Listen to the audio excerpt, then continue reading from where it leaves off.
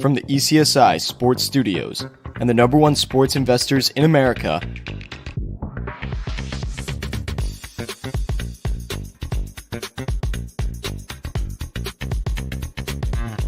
we bring you the closing bell. As the market closes, legends Jeff Dawson and Riley Magnuson bring you all the sports investing tips for tonight's matchups. If you want to learn more from the two legends at the desk, make sure you stay tuned to the closing bell.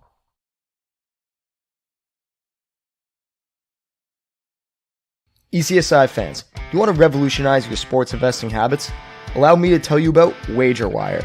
WagerWire is an app that helps you become a superior bettor by allowing you to sync all of your sports books and track all of your bets in one place.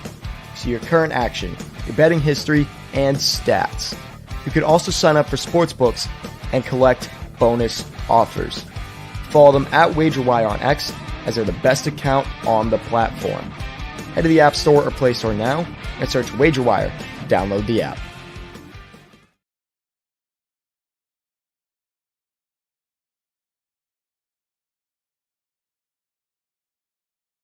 Good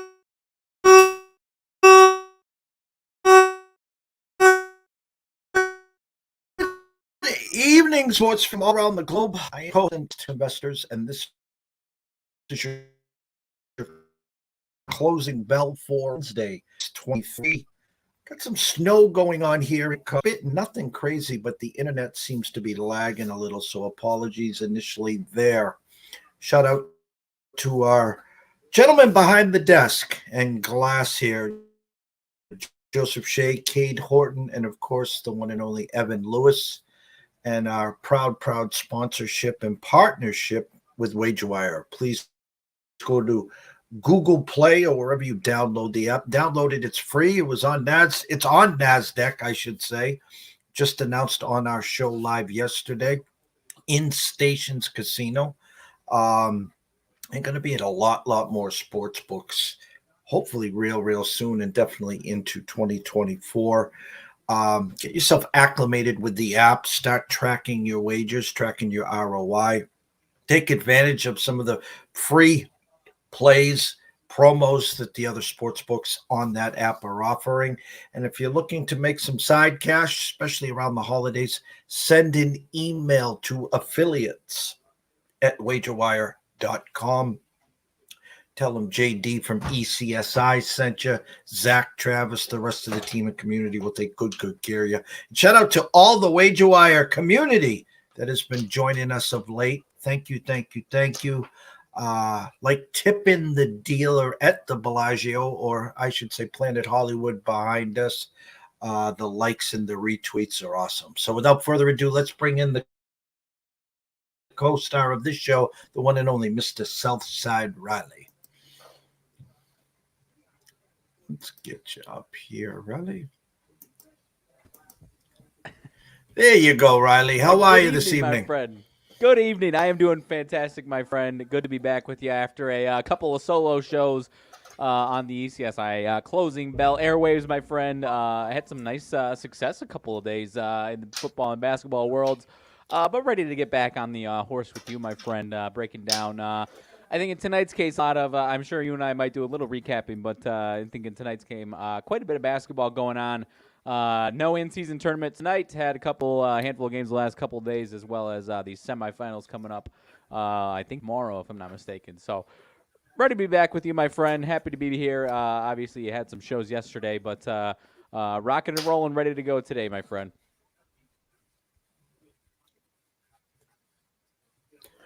Yeah, I have a show at 6:30, quarter or 7. It's been a while since we did a show with Scott Webb. We're going to do some MLB hot stove talk.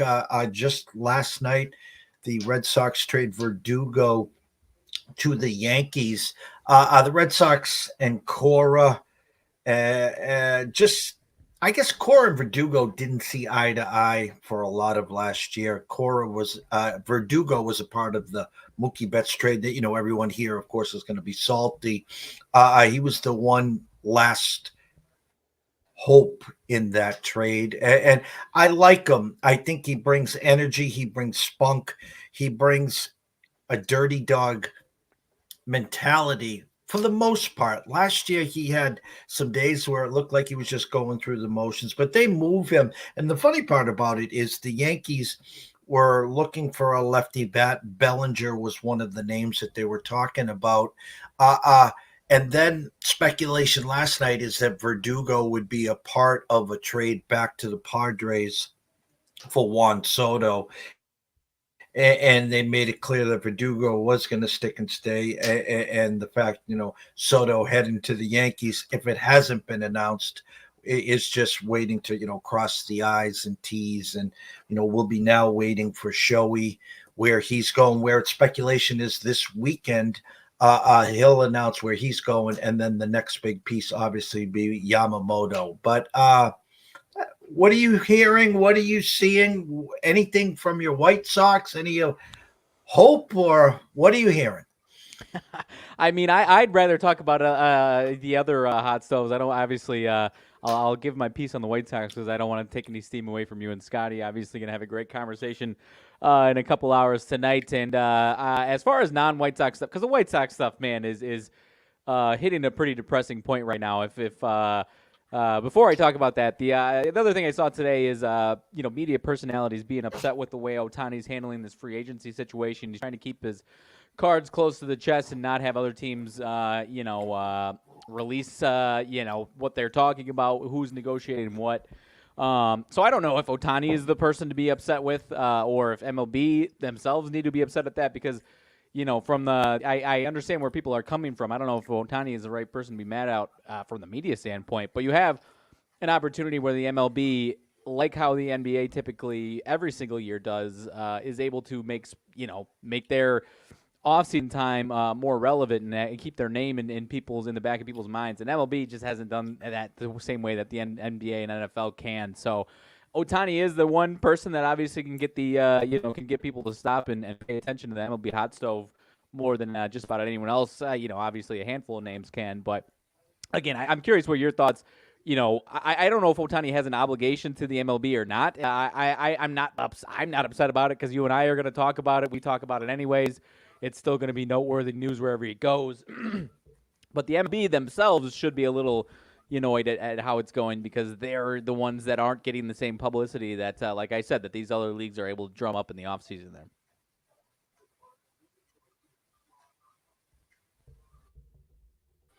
Well, it's I mean, that's the next best thing to Babe Ruth. Obviously, the surgery, he won't be able to pitch this year.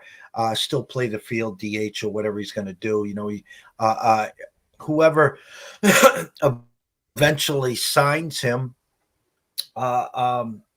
his marketing alone from his country is going to pay the freight anyways. I mean, every major league team knows that if you want to sign him, it's going to start with at least a 5.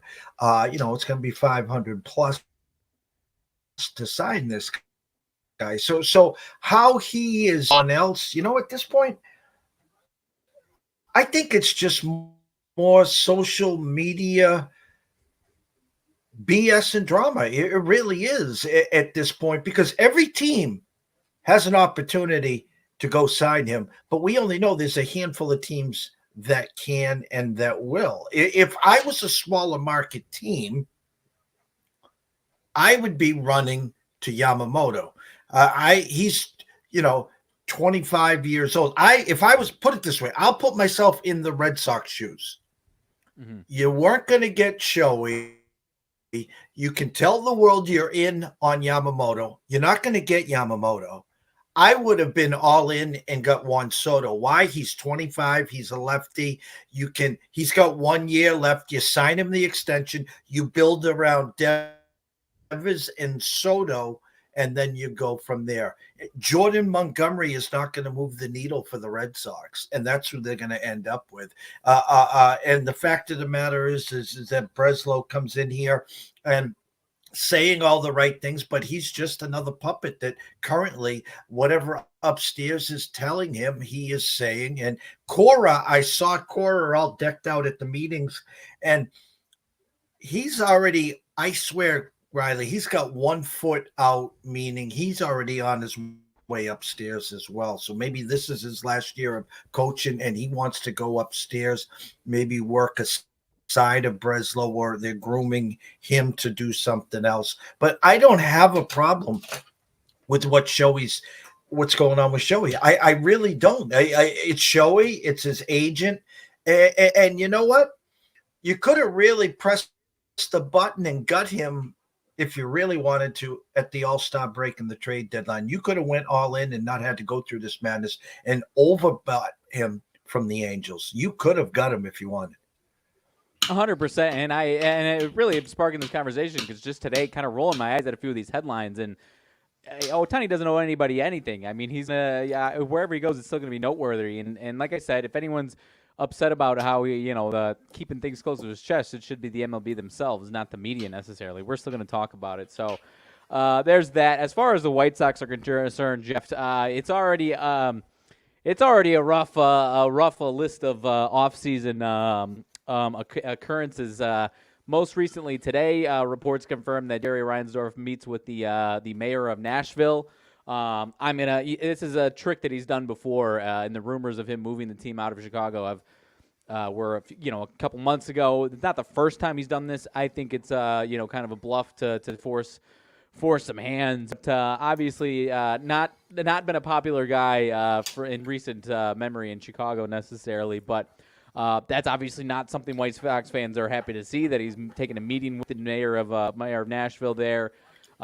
You have their division rival, who I think the White Sox would have had the fourth best odds, if I'm not mistaken, to win the draft lottery, and their division rival, who was not, I don't remember if they were top 10, barely cracking the top 10 or outside. They had a 2% chance. Their division rival, who is a much more well-run organization, is better at player development, gets the number one pick. So that hurts us. And then the three moves they made have not been, very inspiring. There's been rumors that, and actually I think our GM has said that nobody's untouchable. I would be shocked if they made some groundbreaking, tear everything down fire sale for a brand new GM. I would be surprised. I'm Dylan Cease, Luis Robert are the two names that I think would be safe, barring some massive, insane return. But you get a one of them that I'm mad at myself that I'm not through the roof with excitement, because he is a fellow Illinois State Redbird who I actually was at school with. I never met him by any means, but at school while he was playing at Illinois State, Paul DeJong, who had a great splash surprise rookie season or two with the St. Louis Cardinals, has really had a swift decline year over year throughout his career. That's our new shortstop. Nicky Lopez, good defensive piece there. That one I'm okay with. Their second base spot has been kind of a hole for a while. I'm okay with that one, but obviously not a big splash. And then I think yesterday and the day before, 2 years, $15 million for. Well, according to reports, his slider is drastically improved. But the MVP of the Korean baseball organization, the KBO last year, Mr. Eric Fetty, who in the MLB has got a 21-33 record, I think is what I was looking at, a 5.41 ERA. That's the signing they made the other day. So a quick laundry list of ugly things going on the south side of Chicago, my friend. And the optimism, I've still got optimism that 3 or 4 guys on the team, have some room for improvement, some of the core guys. But aside from that, it is ugly times right now in this offseason for the White Sox. Yeah, well, nothing great here. I mean, for myself, diehard Red Sox fan, going through what we've gone through, and listen, 4 championships in 2 decades. I'm obviously stopping the 85-year curse. I'm not crying boo hoo hoo, but the fact is, you want to see stability. You want to see at least some movement, and the thoughts are that the Yankees could add Yamamoto and Soto in the offseason, and you're still looking up at the Jays, who were still in on the Otani sweepstakes. And then, of course, you got Scotty's Tampa Bay Rays. And, of course, don't forget the Baltimore Orioles, who had an amazing run last year as well, who just signed Craig Kimbrell. So we get the paint drying in the 8th or 7th inning now with Kimbrell there. But it's always interesting to talk baseball, especially in the early December here. I have not been on Monday and Tuesday. A shocker, obviously, Monday night with the Bengals and Jake Browning obviously beating the Jaguars. And here's my fantasy football 2023 story in a nutshell. I'm managing, let's just say, between 17 and 18 teams. I got partners in all of them. And in one of my teams, we're in a 6-way tie at 8-5 with 5 other teams. And so best record, this is the last week of the regular season. So best record gets in, most points gets in, and second most points gets in. Well, Trevor Lawrence was our starting quarterback, so he gone. Don't worry, though. We got a great backup quarterback, and I love the guy to death. Sam Howell, who just happens to be on a bye this week. Okay, well, I got $2 left. I can go run to the free agent market, and there's a list of quarterbacks there. Just put them all for $2, and whatever I get, I get. And here's the funny of all funny. I got to now cut Tank Dell, who was averaging 16 and a half points a year, and now out for the season. So that is my fantasy football year in a nutshell. That is a tough one, and you obviously, I don't know how many teams you got in your league, but you got a handful of guys that are either on bad teams or injury replacements, or one guy that looked great last week, and or a couple of guys that probably looked great last week, but I can't imagine you're too optimistic that they're going to have a couple of weeks in a row. I don't know what your options are, but no, I'm it's not quite the same situation. I actually I traded Dak as my backup for a little extra depth, wide receiver depth, which I was happy about at the moment. Terry McLaurin, because the other guy needed a quarterback bad. Terry McLaurin hasn't been that great since he's been with me, but and then Joe Burrow goes down, who I thought I was going to have for the rest of the season, healthy and in good shape. So I've been back in the barrel as well. I was able to get Stafford, who's been good for a couple weeks, but playing some tough defenses. So I'm a little nervous about that one. He's had his best 2 weeks, but some tough defenses make me a little nervous there.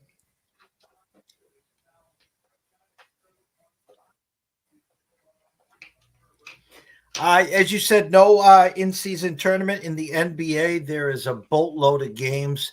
Hats off to the Pacers, knocking out my Celtics there. And I think last night the Bucks got in. So they will be in Vegas. We will not be in Vegas, of course. I see a couple red games, Philly and Washington, and San Antonio and Minnesota. So there's got to be injuries in both. Is San Antonio still on like that 17-game losing streak? I believe they got one. No, I think they still are. I think them and the Pistons. I was mixing them up because I know one had 2. Maybe they both have had, or one had 2, one had 3, and I thought it was the other way around. But I know the Pistons still are. Yeah, the Spurs are 14-game as well. Yep.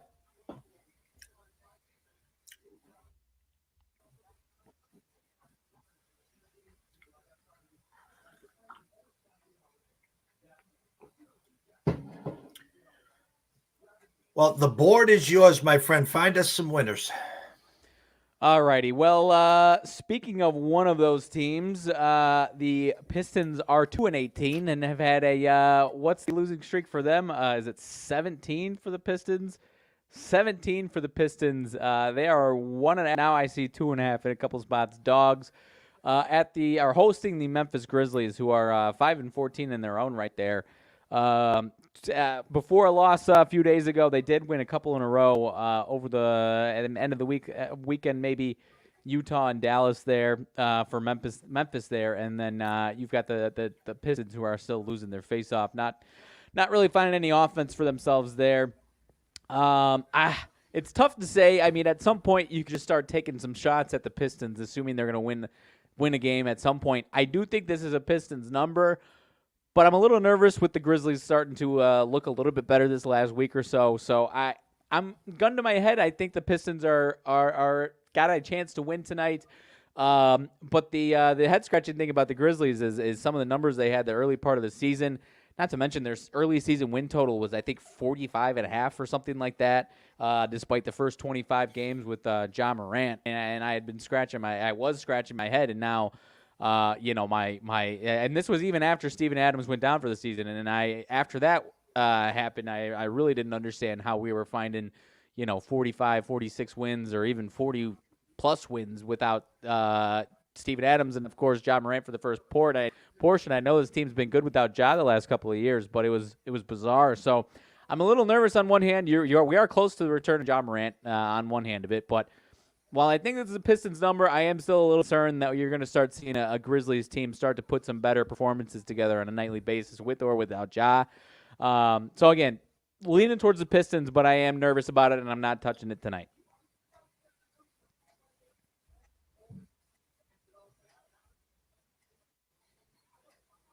No, we talk about winning streaks and losing streaks, and you don't get in front of trains. But no, your eyes are telling you the truth. My overnight number was Memphis 1 with the 219, currently 2 with the 221 at Detroit. At the Circa, excuse me. The only play that I literally could have on this would be the Pistons. I'm not stepping in front of a 17-game losing streak. This tells me first one to 111 tonight or 112 wins. I think it's the Pistons, and I think it's an under tonight. Yeah, no, I'm with you, but it's a tough pill to swallow. I think I was trying to tell somebody why I thought the Pistons at least spread one of the days where it was like a 7.5 point spread and like not winning well. And they were like, okay, so sell me on it. I was like, well, they're on a 12-game losing streak. They do have a good point guard, but all right, you know what? I understand if you're a little concerned about it. So maybe I can't sell you on this one here. So moving on from that one, Orlando and Cleveland in Cleveland tonight. Two teams that actually, I don't know if they're upset about it, if they're content with it, whatever. Two teams that actually went 3-1 in their group play in the in-season tournament, games, and did not make the 8-team bracket there. As an aside, I think you and I agree that there needs to be some tweaks made. Not saying we need to open the floodgates and have the full 16 teams like we do in the playoffs necessarily, but I think if you got the 4 games for the group play and you go 3-1, I think any team that goes 3-1 out of 4 games for these games deserves a chance to play in the elimination round. Whether that's, and I think in this case it would have been a 12 team bracket. So that's my other issue with the in-season tournament here, that these teams played really well and didn't get in. So, but anyways, they're playing here tonight in Cleveland, 14-6, 11-9. I think I don't know what their winning streak was, but just lost their winning streak. Orlando, a handful of games in a row to Brooklyn, 101-129, ugly game for them. Cleveland winners of 3 of their last 4. Obviously, a little back and forth all season long so far. I don't believe they've played each other this season yet. I think this is meeting number 1. But with these records right now and the way they've been playing, this one does feel like it's a nice Cleveland number. Maybe you disagree with me, but I'll lean towards Cleveland at home taking care of business against Orlando tonight.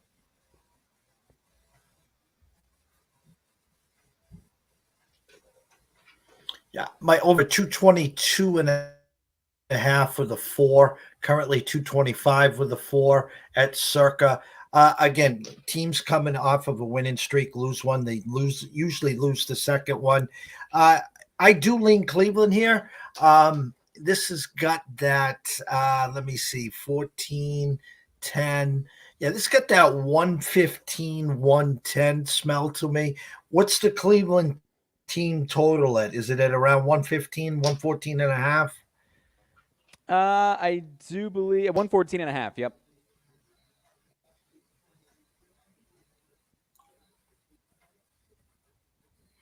Yeah, and I'm looking at the numbers tonight for the NBA.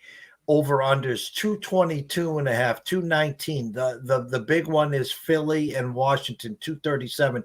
There's no 245s, there's no 250s. Tonight might be that under night. So I lean Cleveland. Again, I don't see someone reaching 120 tonight. That 114.5 is tempting to go over, but I think Cleveland gets it done. Like I said, this is around that 114, 109, somewhere in that area, 115, 110. That's what Vegas is telling me right now.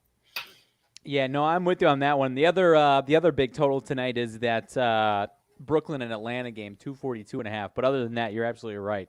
A lot of games under that 230 number this time around tonight, and a handful of ones in that 220s range as well. So I kind of am with you on that one as well. Another one that I was seeing, you've got Toronto 9-11, Miami 11-9. Both teams kind of back and forth all season long. Miami not playing great right now. Toronto loser to 3 of their last 4 as well. Kind of feel like this one's kind of spot on with the way they're playing. I kind of want to lean towards the Toronto side of things, but this offense has not been playing well at all. Miami's defense is what's been keeping them off the winning column the last handful of days, but I could see a better performance out of Miami tonight, but I do think I'm kind of leaning on a coin flip on this one, and this one being a fair number. Do think you could get the under 220 as to your point with a lot of these under games. Miami's totals, they've been playing higher scoring games, but 230.5, 237 a couple nights in a row. Again, against higher scoring teams, but now down, and all 3 of those games go over, now down to 220. I'll lean towards the under in Miami and Toronto here.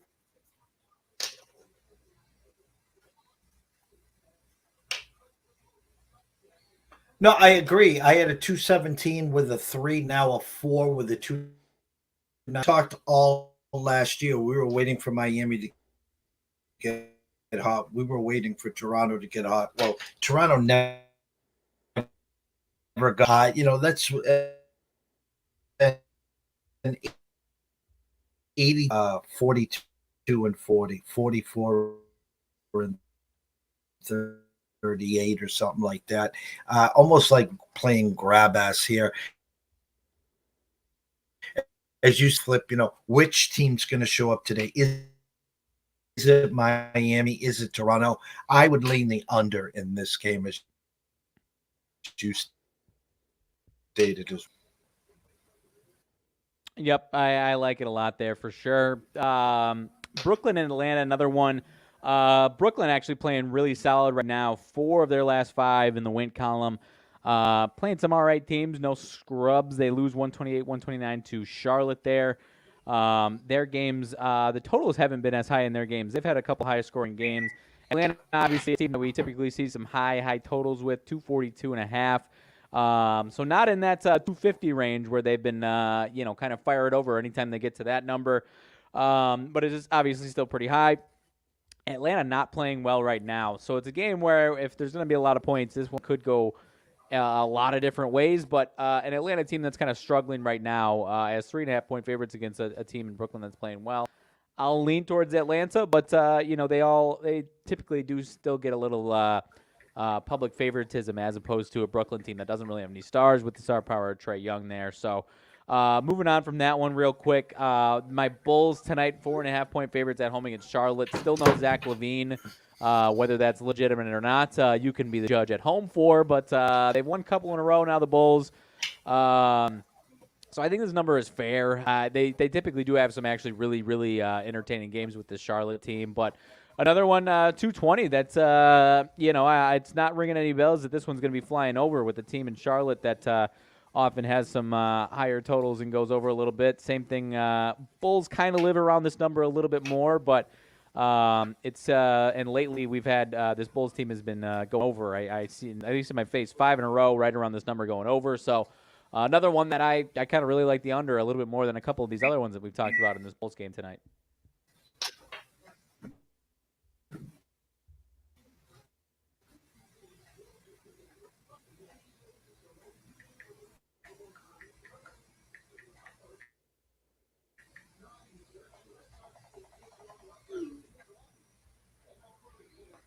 No, you broke up a little. The internet here is dragging big time, and I apologize about that. The Bulls, my number was 4 with the 220, now 4.5. Little money coming in on the Bulls there. Again, another number that is screaming under here. I don't know. Maybe it's hump day. Maybe it's the NBA taking some nights off. I haven't seen this many low unders coming in. It's almost like they're setting us up here. Now they'll probably all go flying over, and especially with the Bulls team favored by 4.5. I'll say it very politely, Riley. First one to 110 tonight wins this game. How's that? Yeah, that works for me, my friend. I have not been putting any money anywhere near these Bulls games. Got my 2-0 on the Vooch over 1.5 threes in those Milwaukee games, and I've been taking my money elsewhere as far as the Chicago Bulls are concerned this year. So, outside of that, a couple of other decent ones. Houston only a 2-point dog at home against the Thunder. Thunder 13-6. That one smelled a little bit to me. I don't see any, unless, of course, you've got an injury, but I don't really see any injury issues for the Thunder there. And then you've got a Denver and Clippers game where the Clippers are actually 1-point favorites there.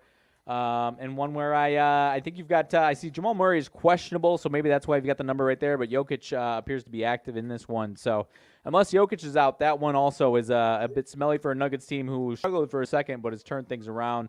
Clippers team not as ugly as those first 3 days with the Harden experiment, whatever you want to call it. But they've kind of leveled themselves out and been going back and forth there a little bit. So that one smelled a little bit to me as far as the spread is concerned. Those two right there. It's almost like listen, we know Denver. We know what you can get. Clippers team doesn't matter if they're favored by 11 versus non-starters. Remember, they were favored by 11 that game, and Denver didn't start anyone, and they wiped the field. Now my true number was 2 with the 224, up to 228 with the Clippers -1. If you Venmo'd me 100 to bet this game, Riley, I'd Venmo you 200 back to take the bride out for dinner and enjoy the Bulls game.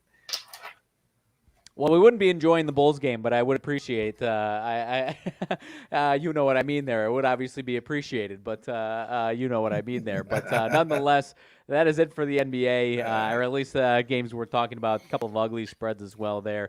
On to college basketball, my friend. There is one good top 25 game here in Milwaukee. Had I seen this one earlier, I might have made my way up to Milwaukee to catch this one. But Texas and Marquette. In Milwaukee, as I mentioned there, Texas 6-1, only lost to your UConn Huskies there. Marquette coming off of a loss. They've lost 2 of their last 3. The one against Purdue, obviously a very tough, hard-fought game. I think the day before Thanksgiving there. Bounce back against Southern as massive favorites there, and then lose a hard-fought game at Wisconsin against their in-state rival. Obviously, Wisconsin team that has turned things around after an ugly start. Not to turn this into a Big Ten conversation, but you and I talked about how big the season is for them. They have looked a lot better, especially defensively, this last couple of weeks with some massive wins. I think they've got Arizona this weekend as well. But nonetheless, big one here again for both these two teams. Big one in a Marquette bounce back spot, but 8.5 point favorites here for Marquette tonight against this Texas team. What are we feeling here for the Big 12 Big East showdown here tonight?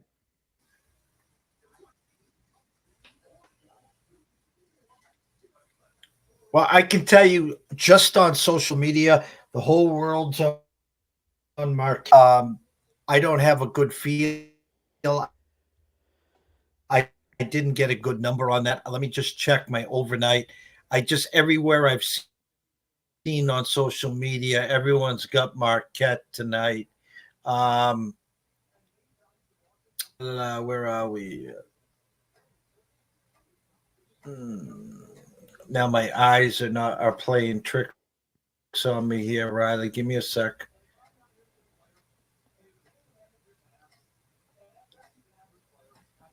Yeah, of course I can't even. I know the line has moved. I just wanted to get there. It is right there. It's kind of funny, Riley, because my overnight number on this game was 8.5 with a 147. It's now 8 with a 152.5. A lot of Marquette first halves I'm seeing. I see a lot of people playing this over. One of our sources had this game at 162. So again, you're not getting the greatest number. The overnight number was 147. So the corrected number is 150. There is a 153 out there. So I'll just pre-warn everyone. I do lean Marquette. I do like Marquette tonight. I've seen too much Marquette on social media. Every one of those so-called experts, first half -4.5, over in the game. It's just enjoy it, grab some popcorn, and it should be a pretty good game. It should be a good game. It does. I mean, with the bounce back scenario and how people think of this Marquette team, it does feel a little too easy to just hammer Marquette. Because I'm with you. I think Marquette is the better team here. And Texas, they're really, unless I'm drawing a blank on their first couple of games, no, it hasn't really been tested too much other than your UConn team, and they obviously lost that one. 1 point loss to a pretty bad Louisville team. So I think people are still waiting to be impressed by Texas. This would be the night for it, obviously. So curious to see what happens. But I think Marquette at least wins and does get that bounce back. Whether or not they cover is obviously a different story there. Any of these other, not really any top 25 teams in the AP that are all too interesting tonight. Any of these other games, you got Rutgers, Wake Forest. Rutgers actually a nice, huge signing before I saw on the show. I'm drawing a blank on his first name. Harper, number 2 recruit in 2024, going to Rutgers. That's a huge signing for them, obviously. The Rutgers, Wake Forest is one. Memphis, VCU.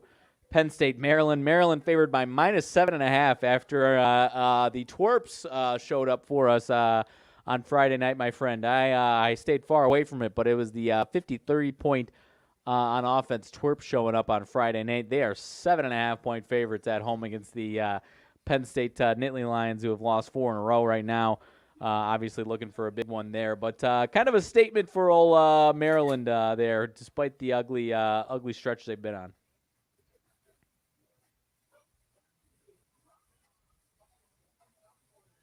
No, I agree. I was thinking of you on Friday. The Twerps do what they do best, and Friday, Sunday, it doesn't matter.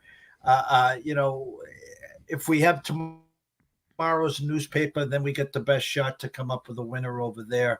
Again, you kind of brushed over it.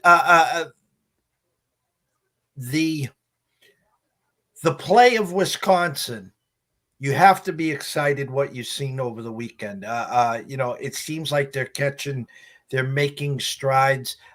Purdue looks like the beast again in the Big Ten. But, is it Wisconsin number 2 or is it the Sparties? What's your gut telling you right now, Riley?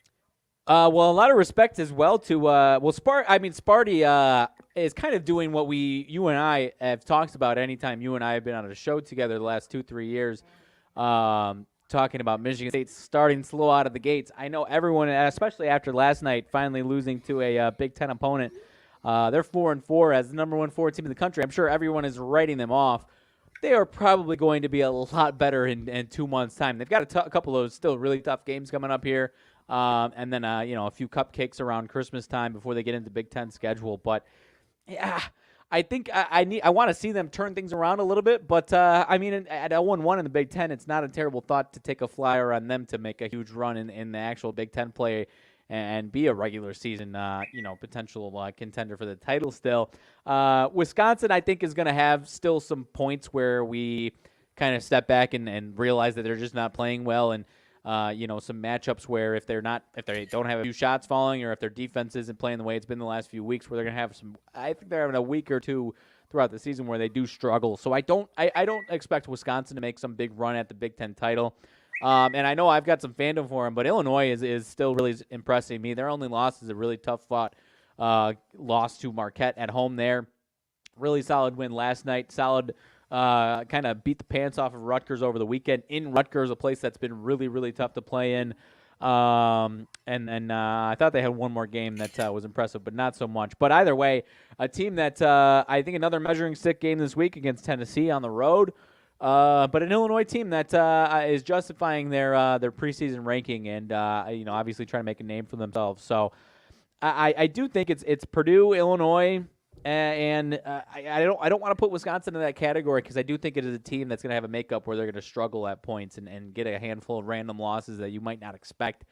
And so I'll say Purdue, Illinois, and Michigan State with the Wisconsin as a nice little dark horse there are really the contenders here in the Big Ten this season.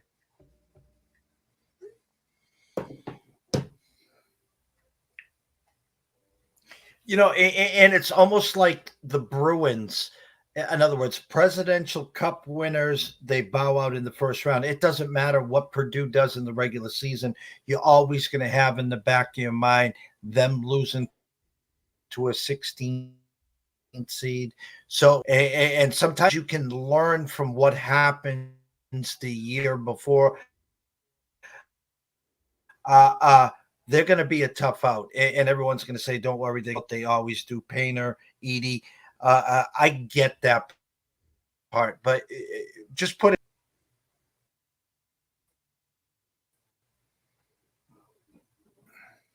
I miss you a little bit on the end there, but we get that. I get the picture obviously with Purdue there, but no, there's some massive non-conference games, maybe a couple conference games, but there's some big.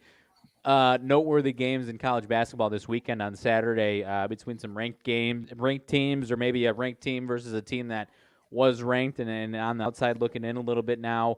If we're talking top 25, obviously we don't put too much stock in that, but you know what I mean. There's a lot of really good games in college basketball this weekend, so I'm excited. Going to be another game where we get a lot of reactions, I think, based off of it, but obviously not can't take too much stock in some of these games. Some of these teams have already been playing huge games, so kind of got themselves lathered up, as you like to say, for some of those games, and might not be ready for whatever lies ahead of them this weekend. So I'm excited to watch it. Like I said, Purdue hosting Alabama, or not hosting, neutral site against Alabama, Wisconsin, Arizona, Illinois, Tennessee, Missouri, Kansas, Arkansas, Oklahoma. So maybe a couple others. So some really, really exciting games this weekend that I'm excited for.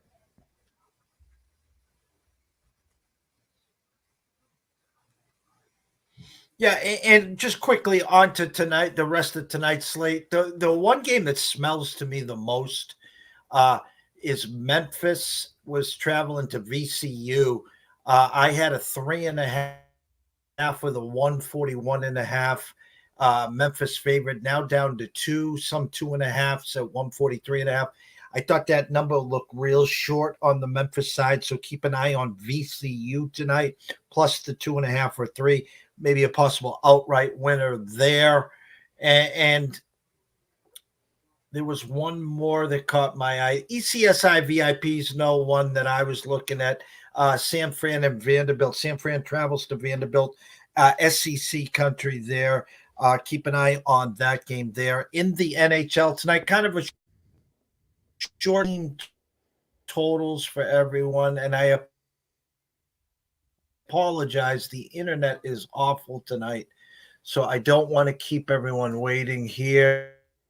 There we go.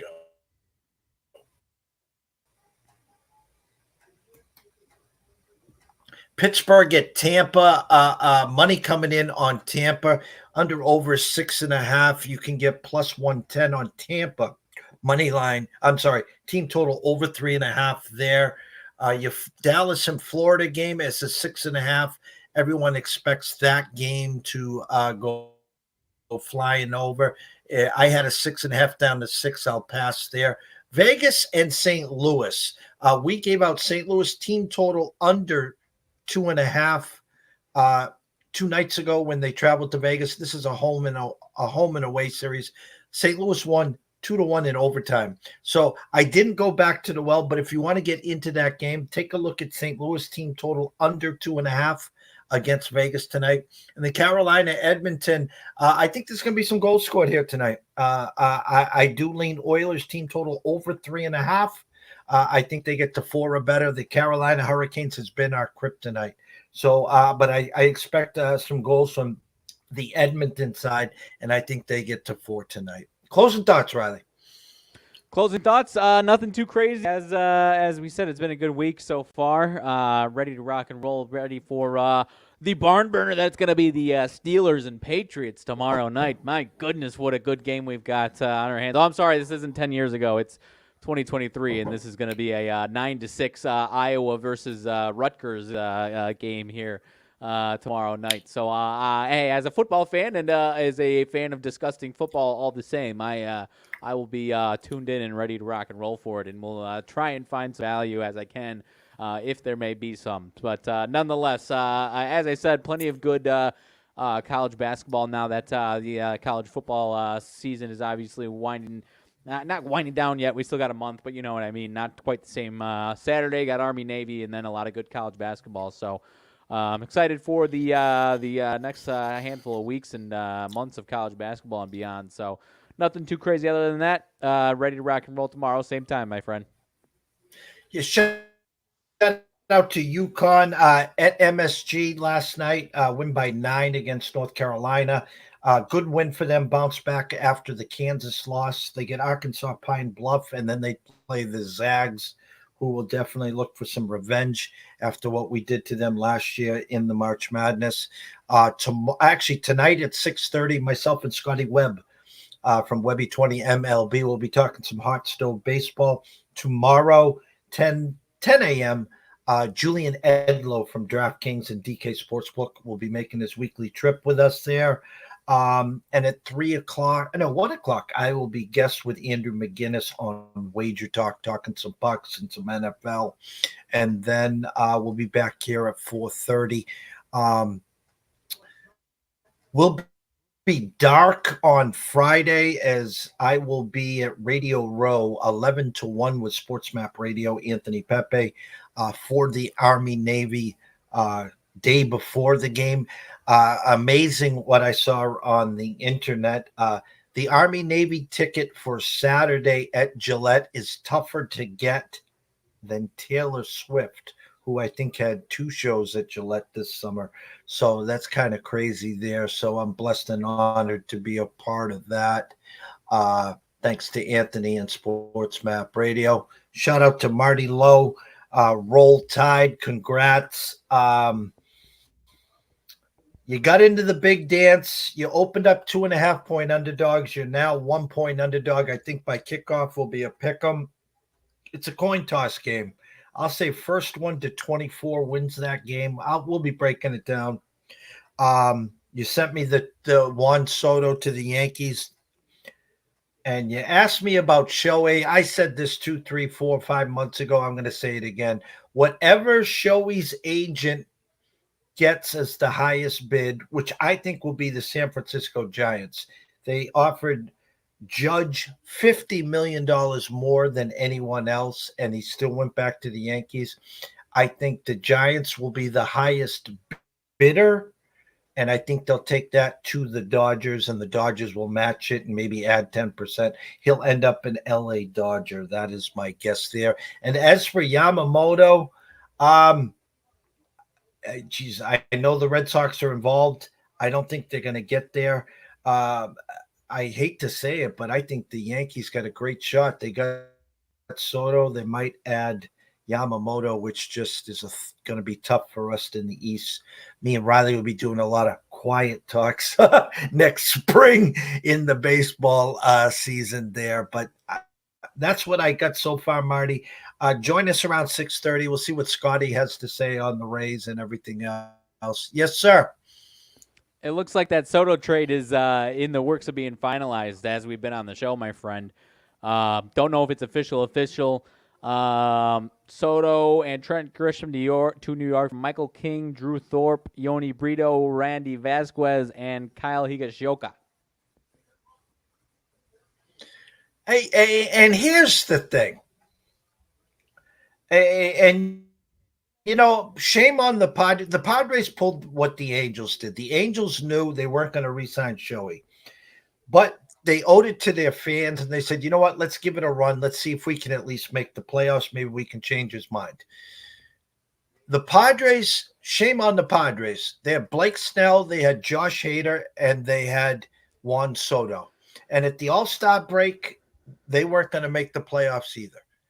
They had an opportunity to trade these guys, gain assets, and restart. and they didn't. Blake's walking. Josh is going to walk, or I think Josh will walk. Yeah, he's a free agent. And now you got Juan Soto, who's 25 years old, just getting to his prime years, and you had to trade him like the Patriots, the Red Sox with Mookie Betts and some of these other players. So shame on the Padres. Congrats to the Yankees. I knew he'd be a Yankee. Juan Soto, 25, that short porch in right field, pinstripes. I mean, Roddy, you could see this a mile away. 100%. No, I absolutely. And I have to imagine he is going to have even last year where he wasn't lighting the world on fire. Everyone knew that he's going to have some future pretty darn good success. I mean, pretty tough. I don't know what the over-under would be for MVPs, but I'd say I don't know that one MVP would be at plus money. Would you? No, he is just going to crush. Here's a funny. I'll close with this.